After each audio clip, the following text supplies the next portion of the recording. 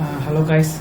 Okay, போன கிளாஸ்ல நம்ம வந்து HTML tag பத்தி பார்த்தோம். சாரி CSS tag வந்து எப்படி நம்ம வந்து லிங்க் பண்றது அப்படிங்கிறது. சோ அதுக்கு நம்ம தனி பேஜ் கிரியேட் பண்ணி நம்ம வந்து பார்த்தோம். இந்த கிளாஸ் வந்து HTML கிளாஸ் வந்து 6 இது ஓகேங்க. சோ இந்த கிளாஸ்ல என்ன பார்க்க போறோம்னா நாம இப்போ ஒரு divங்கிறது ஆல்ரெடி சொல்லி இந்த divங்கிறது என்னங்கிறது. சோ இந்த divக்கு width வந்து 100% வரும்னு சொல்றீங்க. இந்த divவே நம்ம வந்து 100% நம்ம 25 பிரிக்கலாம் சரிங்களா. இதுக்காக ஒன்று வந்து கண்டுபிடிச்சாங்க என்னன்னு பூட் ஸ்டாப் ஒன்று கண்டுபிடிச்சாங்க. அந்த பூட் ஸ்டாப் பார்த்தீங்கன்னா அந்த பூட் ஸ்டாப் வந்து இந்த ஹெடரை லிங்க் பண்ணிட்டீங்கன்னா அந்த பூட் ஸ்டாப்பும் தனி கிளாஸஸ் இருக்கு. காலம் 1 2 3 அந்த மாதிரி ஒரு கிளாஸஸ் இருக்கு சரிங்களா. ஸோ அதை வச்சு நம்ம லிங்க் பண்ணி எழுதுனா நமக்கு கொஞ்சம் ஈஸி வெப்சைட் பண்றது சரிங்களா. அதுவே இல்லை எனக்கு அதெல்லாம் தேவையில்லை நான் தான் எழுதுவேன் அப்படின்னு நினச்சிங்கன்னா நம்மளாவே அழகாக எழுதலாம். பார்த்தீங்கன்னா இப்போ ஒரு டிவ் சரிங்களா. ஸோ மெயினாக நமக்கு பார்த்தீங்கன்னா ஒரு வெப்சைட் கிரியேட் பண்ண போனால் அது மெயினாக இண்டெக்ஸ் பேஜ் தான் தேவை. ஸோ நான் வந்து test.html கொடுத்துருக்கேன். ஸோ நீங்கள் வந்து index.html கொடுக்கணும் சரிங்களா. ஸோ அதனால தான் ஈஸியாக வந்து வெப்சைட் புரிஞ்சுக்கும். ஓகே இதான் ஃப்ரண்ட் பேஜ் இதான் ஃபர்ஸ்ட் பேஜ் அப்படிங்கிறது ஈஸியாக index.html கொடுத்தா அது அழகாக ஆட்டோமேட்டிக்காக ரன் ஆகிடும் சரிங்களா. ஸோ நம்ம இந்த இங்கே index.html இப்போ வந்து ஏன் அப்படி சொல்கிறேன்னா இப்போ ஹோம் இப்போ தனித்தனியாக ஒரு பேஜ் கிரியேட் பண்ணும். ஹோமுக்கு அபோர்டுக்கு ஒரு பேஜ் கிரியேட் பண்ணும். ஸோ ஒன்றுக்கும் ஒரு பேஜ் கிரியேட் பண்ணும்.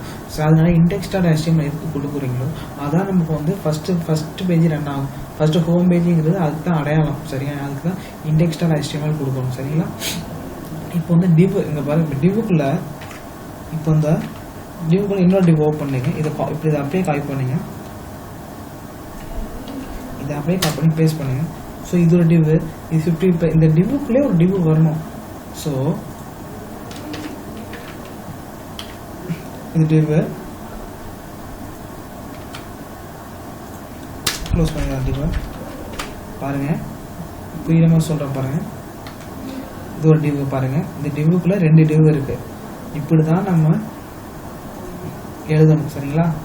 பாருங்க ஒரு டிவுக்குள்ள அந்த டிவுக்கு தான் மெயின் கிளாஸ் கொடுக்கணும் நீங்கள் பாருங்க. இப்போ இதுக்கு வெப் கிளாஸ் கொடுத்தீங்க. இது வெப் 1 இது வெப் 2 கொடுங்க. இதுக்கு நம்ம வந்து வித்துன்னு சொல்லிடுறேன். வித்து நான் எழுதுறேன் ப்ளஸ் பேக்ரவுண்ட் கலரு நான் வந்து இந்த கிளாஸ்ல உங்களுக்கு சொல்லிடுறேன் சரிங்களா. So web 1 with 50%. அதுவே நெக்ஸ்ட் வெப் 2 50% ப்ளஸ் இதுக்கு வந்து 20 பிக்சல் போடலாம் சரிங்களா. ஸோ நம்ம ஒரு டிவுக்குள்ளே கொடுத்து அது 2 டிவாக பிரிச்சிருக்கோம். அதுக்குள்ள 50-50 பிரிச்சிருக்கோம் பாருங்க. வித்து வந்து இதுக்கு 50 இதுக்கு 50 கொடுத்துருக்கோம்.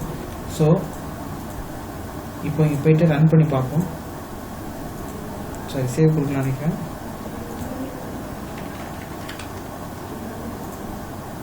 பார்த்தீங்களா 2 டிவாக இருக்குது. ஸோ 50-50 கொடுத்தாங்கன்னா இங்கே லைன் பிரேக் ஆகுது பார்த்தீங்களா. ஸோ இதை வந்து இந்த சைடை வர வைக்கணும்.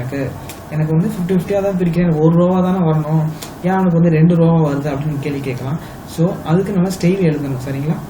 ஸோ அதுக்கு என்ன பண்ணணும்னா ஃப்ளோட் லெஃப்ட்னு கொடுக்கணும். பாருங்க இந்த கிளாஸ் வெப் இருக்கு பார்த்தீங்களா. இது வந்து ஃப்ளோட் ரைட். இந்த கிளாஸ் நம்ம பார்க்கலாம். இது போக புரியும். Float right. ஸோ ரைட்டு சரிங்களா. ஸோ ஏன்னா இப்போ இங்கே ஃப்ளோட்டு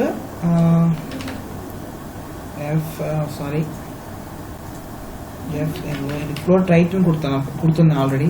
அந்த ரைட் கொடுத்தீங்கன்னு பார்த்தீங்கன்னா உங்களுக்கு வந்து இங்கே வந்துருக்கும் ஃப்ளோட் ரைட்டு இங்கே வந்துருக்கும். இப்போ வந்து ஃப்ளோட் லெஃப்ட்டுன்னு கொடுத்து